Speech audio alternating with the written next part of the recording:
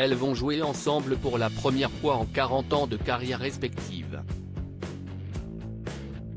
Sœurs à la ville, Emmanuelle et Mathilde Seigner seront rivales sur les planches du Théâtre de la Madeleine, à partir du 14 septembre prochain.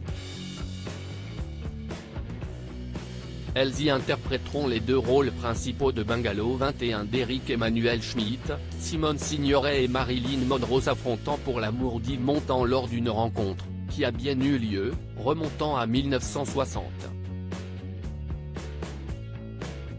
En attendant de se donner enfin la réplique, les sœurs Seigner se sont prêtées au jeu d'une interview croisée dans les colonnes du journal du dimanche de ce 18 juin 2023.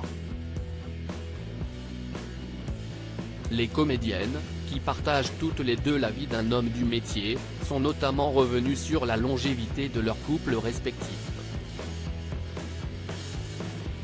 J'ai rencontré le père de mon fils pendant un tournage sur lequel il était cadreur. C'était il y a 18 ans, a ainsi reconnu Mathilde, avant d'avouer, en s'adressant à sa sœur, « Avant ça, j'ai plus bourlingué que toi. Oui, ça fait très longtemps avec Roman », a alors concédé son aîné, qui, le 30 août 1989, a épousé le réalisateur franco-polonais, rencontré sur le tournage de Frantic, alors qu'elle n'était âgée que de 23 ans. Pour autant, Emmanuelle Seigner a gardé son nom de naissance. Emmanuelle Polanski, ce n'est pas joli, s'est-elle offusquée dans le journal dominical.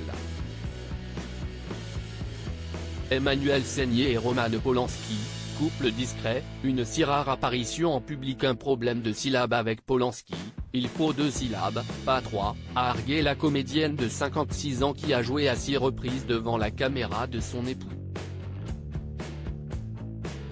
C'est d'ailleurs son rôle dans Frantic, thriller parisien de Roman Polanski sorti en 1988, qui confirma sa révélation auprès du grand public.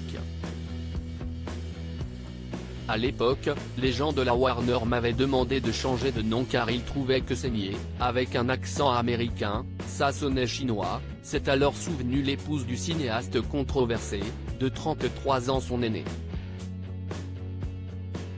La crainte d'Emmanuelle Seigner d'être confondue avec sa sœur. J'ai un temps regretté de ne pas l'avoir fait, quand Mathilde a commencé à faire ce métier.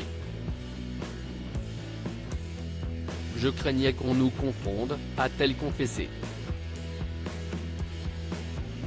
Mais on est tellement différentes, jusque dans nos filmographies respectives, qu'il n'y a pas eu de confusion, a souligné sa cadette.